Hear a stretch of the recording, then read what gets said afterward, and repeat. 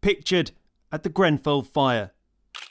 Theresa May, the then Prime Minister, was criticised for this visit, meeting firefighters and police, but none of the victims of the tower.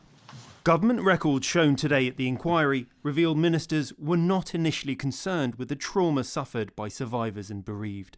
Instead, minutes of a council office meeting on the day of the fire show they looked at trauma counselling for emergency services, but no consideration was shown for residents. A move defended by a government official at the hearing. I think the point about frontline personnel is probably drawn out because we were in the very early stages of the response.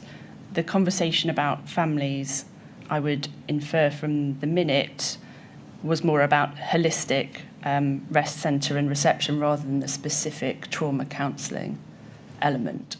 Katharine Hammond is a senior director at the Cabinet Office in charge of disasters for the government. She was questioned on the mistakes made in the aftermath of the tragedy. One of the errors happened almost immediately. The government left out Kensington and Chelsea, the council at the centre of all of this, from its first emergency meetings on the day of the fire. This meant government was slow to realise the council wasn't coping with the disaster that killed 72 people. 2 days after the fire, Theresa May finally did meet some victims. Police had to hold back protesters, but the political focus had changed. An email from Theresa May described the utter uselessness of Kensington and Chelsea Council.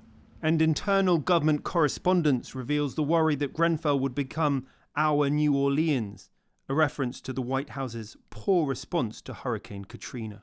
Ms Hammond finished her evidence by saying her department's response to Grenfell was prompt and adequate. Yes, I do. More government officials will appear next week.